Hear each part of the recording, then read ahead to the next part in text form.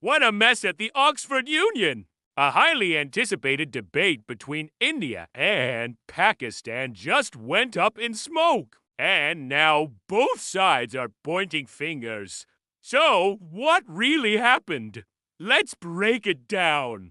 The debate was supposed to tackle a pretty fiery topic. This House believes that India's response to Pakistan is a populist strategy sold as security policy. It was all set for November 27th, but just hours before it was meant to start, the whole thing collapsed. Indian Speaker and lawyer Sai Deepak is not holding back. He took to X, formerly known as Twitter, to give his side of the story. And it's a wild ride. He is alleging a total organizational failure and a deliberate move by the Pakistani team to avoid the debate altogether. This completely contradicts the story coming from the Pakistan High Commission in London, which claims the Indian side was the one that backed out. According to Deepak,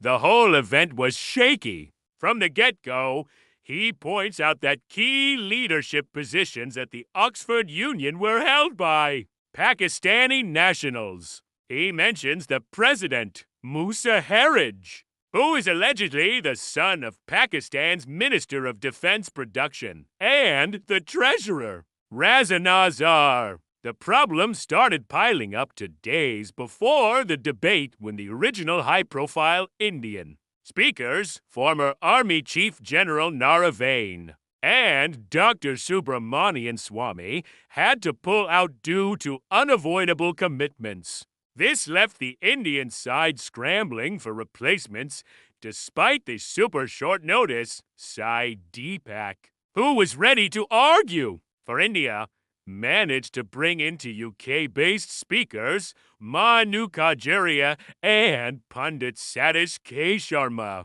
Things seemed to be back on track, but then came the final blow. On the day of the debate, at 3:13 p.m., Deepak says he got a call. The news?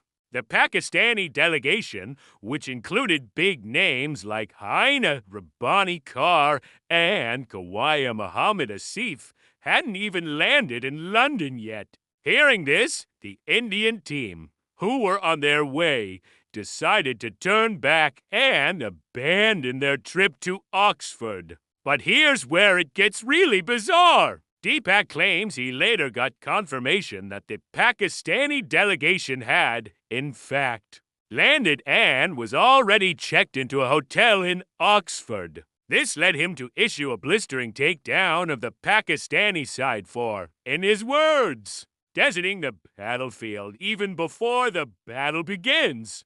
He suggested they just didn't have the courage to face a live debate. He also didn't spare the Oxford Union's leadership, criticizing them for letting their prestigious institution get dragged in muck and becoming what he called a mouthpiece for the Pakistan High Commission. Indian politician Priyanka Chaturvedi also weighed in, taking a jab at the Pakistani side on X, saying, "Pakistan is crying again over an Oxford Union debate. Once again, they have proved to be liars. Expecting any better from them was not even on my list." So, what's the other side of the story? Well, the Pakistan High Commission in London released a statement with a completely different take.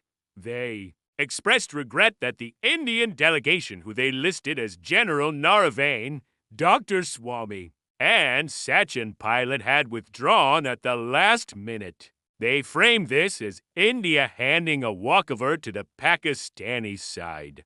They suggested the Indian withdrawal showed a lack of confidence in defending India's own security policy in a neutral and intellectually rigorous debate. So, who's telling the truth? Was it a calculated Pakistani gambit to avoid a tough debate, as Sai Deepak alleges? Or did the Indian side get cold feet and withdraw at the last minute? As the Pakistan High Commission claims, one debate to completely different stories. It seems the real debate is now happening on social media, not at the Oxford Union.